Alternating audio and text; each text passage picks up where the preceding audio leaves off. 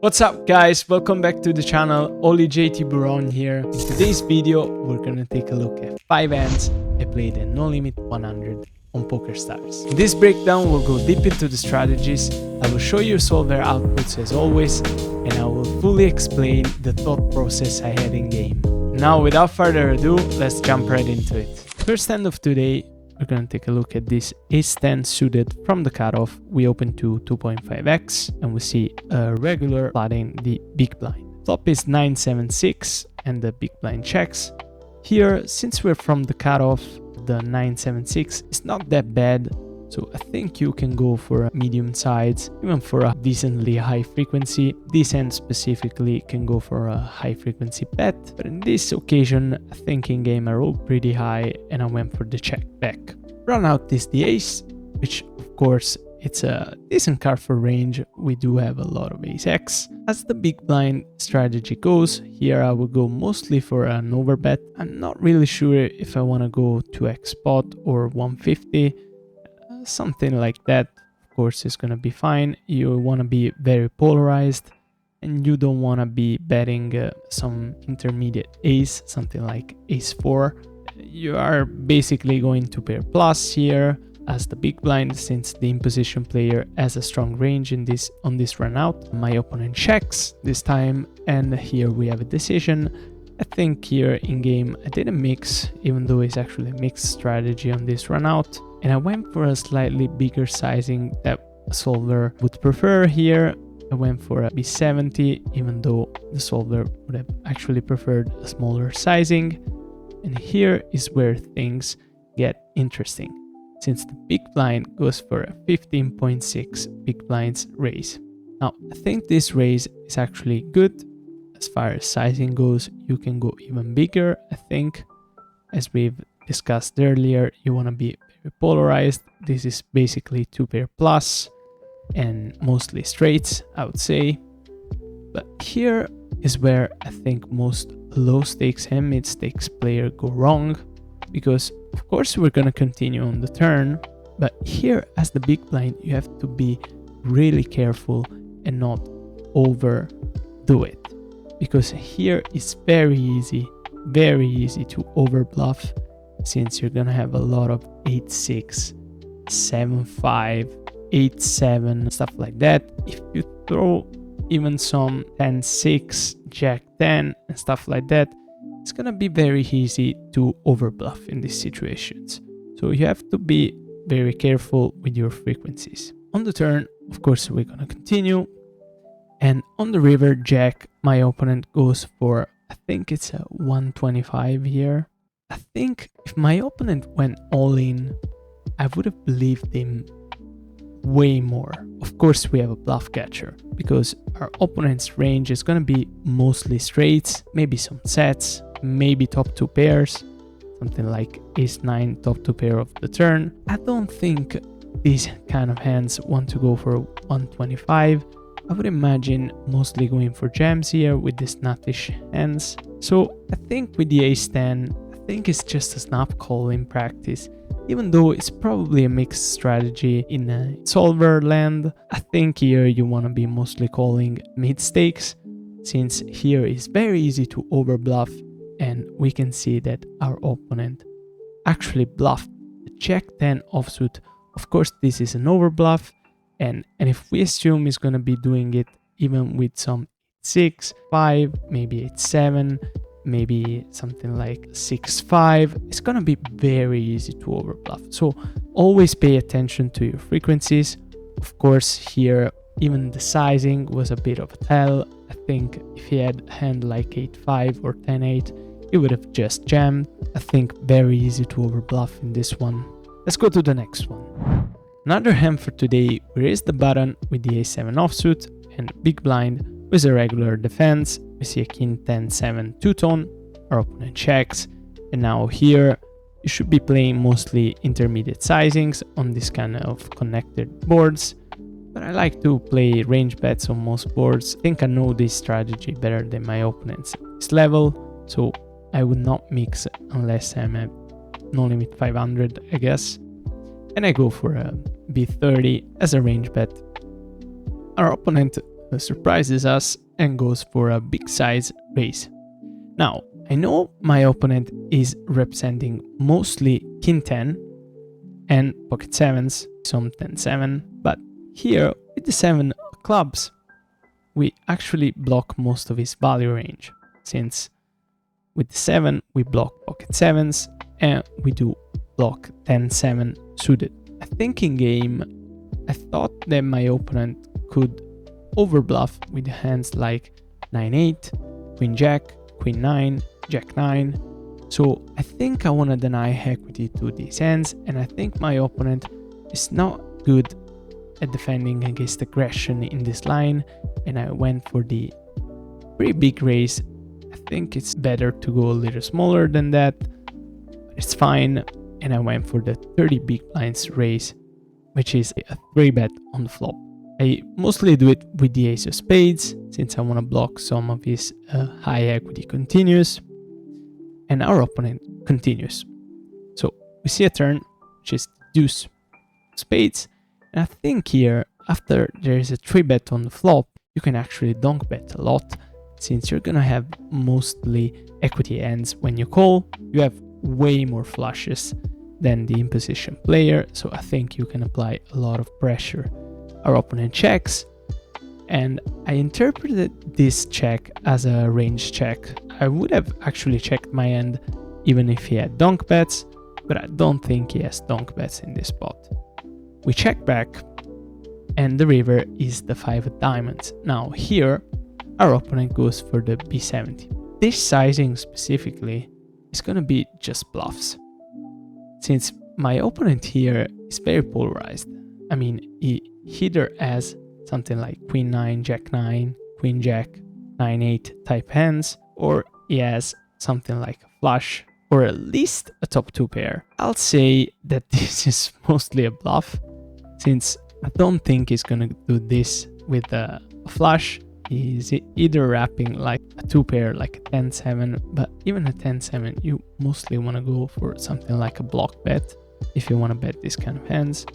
So I think this hand, this specific sizing is going to be massively overbluffed by hands like Jack 9, 9-8, Queen Jack with a spade, and I think it's a cheap bluff to try, and this time we do snap him off and find him with the Jack 9. Nice hand.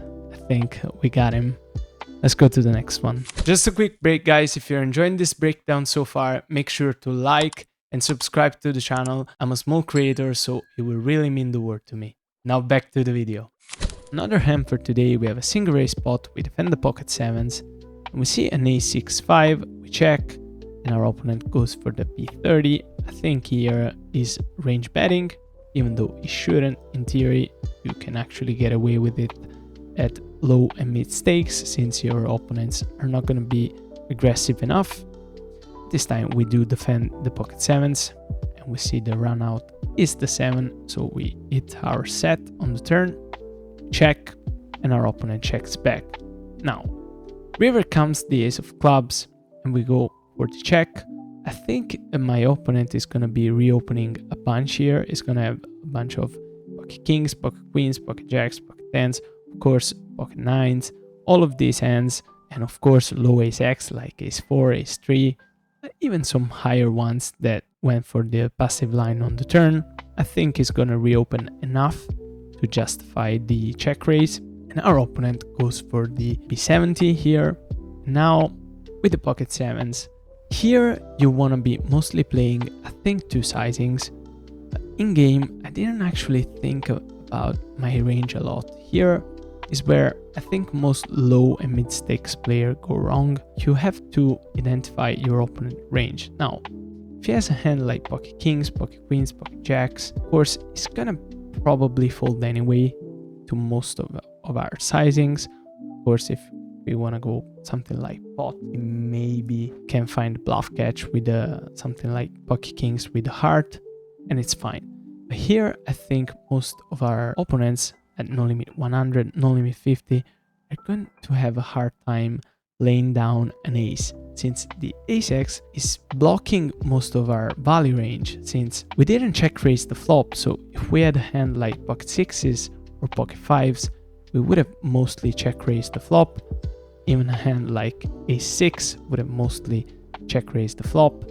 So I think when you go for the jam, you actually are wrapping a lot of bluffs here. You have the 7-6, you have the 7-5, you might have something like 8-7, you might have something like 8-5. I think it's gonna be easy to overbluff, and that's why I think here you wanna go for jams when you do actually have it. And I went for it, and our opponent thinks for a while and then flicks the call in, and we see him with the ace-jack. This is actually a fine call in theory if you mix it up, but I don't think my opponent is mixing here. He will mostly call ace-x region. That's why I would actually not bluff a lot in this kind of situations. Since I know my value range is pretty narrow, I mostly have pocket sevens, some ace-7, not that much. This is a pretty interesting hand. Let me know what you think in the comments down below. Let's go to the next one. See another hand for today, and we have a 4-bet pot against the regular. Here actually misclicked the 3-bet sizing.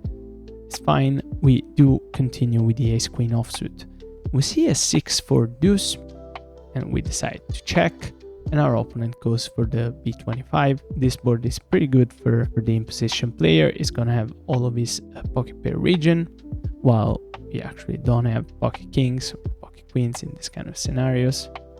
And with the ace queen, I think you want to mostly defend by calling, maybe some low frequency raising, but it's an easy call on the flop. And we see a run out 7 rainbow board, so we check, our opponent goes for the b25. Now here, if you're the imposition player, you want to play a slightly bigger sizing than this one, since sizing it's giving very good pot odds to the defending player. And if he would have gone something like b40 or b35, I could have folded this hand. But against this bet, this very small bet, and we don't have many hands to continue here. Mostly don't have overpairs, since pocket 9s, pocket 8s, even some pocket 7s, we're gonna raise a bunch on the flop. So here we mostly have ace queen to continue. So I think this hand is a pure call against a small bet, and we do continue. And the river is the ace of diamonds. We actually have to donk a lot. We have a bunch of ace-x that we defended. We have some ace-4 maybe. We have, of course, the combos of ace-queen, that we have a lot of them. While our opponent is gonna have a bunch of pocket kings, pocket queens, pocket jacks. We're all gonna be indifferent against the jam. So in this situation, I thought that the ace was pretty good for my range, and that I should have jammed most of my range here, and I went for it, and our opponent thinks for a while. At the end of his time bank, he actually called, and we see him with the pocket kings. I think this hand is mostly folding. We'll check with solver later. Let's go to the next one.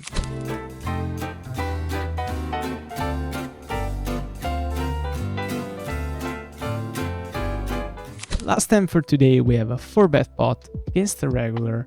Here with the jack-9 suited, you have 9x in the 4-betting range in a deep stack. I don't know specifically the jack-9. I would have gone for a low frequency 10-9, jack-9, queen-9, king-9, all of these 9x suited. I decided to go for it, and I went for the 33 big blinds. You can go even a little smaller than that. I like this sizing. Our opponent continues, and we have an ace-9-3. Now, I think my hand can be bet. Of course, we're gonna bluff this hand almost runouts, and I'll explain you why in the later streets. We go for the small sides, and our opponent continues. Runout is the deuce. Our opponent checks, but now here with the jack-9, we don't have much showdown value here. Our opponent is gonna have pocket queens, he's gonna have pocket jacks, he's gonna have pocket 10s. He's gonna have the ace-4, ace-5, ace-10, ace-jack. So ace-queen, we don't have that much showdown in this kind of spots. And now I decided to go for a b40 here and went for a bluff. Since I'm blocking the ace-9 suited combos, I'm blocking the pocket 9s combos. So I think it's a pretty good bluff. I do have the blocker on the pocket jacks. but I also block ace-jack suited, which is of course continuing on this turn. So I think overall the combo is pretty good. After gone for jack 9, queen 9, all of this I think I would have taken in my bluffing range. Our opponent continues, and the river is the king of spades. Our opponent checks, and we have a decision. Now, I know that my opponent is mostly holding an ace in his hand. Since he check called twice, there are not that many draws on this board. But I think in deepness is where you want to put max pressure on your opponent's range. I think my blockers are fire. I block pocket nines, I block ace 9 suited, ace jack suited, which might call sometimes, might fold some other times, and I went for it. Our opponent unfortunately tanks for a while, but this time finds the call with a mixed frequency in theory, the ace jack suited. I think it's completely fine to call here, but if my opponent is always calling, of course this bluff is not particularly profitable. If my opponent knows that he mostly has ace 4, ace 5, ace 10, ace queen, ace jack in his range, and he always calls these kind of hands, he's gonna be range calling here. So if he's range calling, of course this is a pretty terrible bluff. I think most of No Limit 100, No Limit 50 players are capable of big laydowns in deep stack situations, so this time I went for it. Unfortunately, we do lose this one. I think it's a very instructive hand though, because most of low and mid stakes players are just afraid to go for stacks in deep stack situations, and as you can see, it's not always gonna work. It's not that a bluff needs to work every time, but it's very good that your opponents know that you're capable of putting them in tough spot, showing up with a bluff in the deep stacks scenarios, so that you will get paid when you actually have it. Unfortunately, this time we do lose 200 big blinds pot. So that was it for today's breakdown. I really hope you enjoyed it. If you missed my latest breakdown on No Limit 50 where I review 13 hands, make sure to watch it. I link it here, and I'll see you in the next one.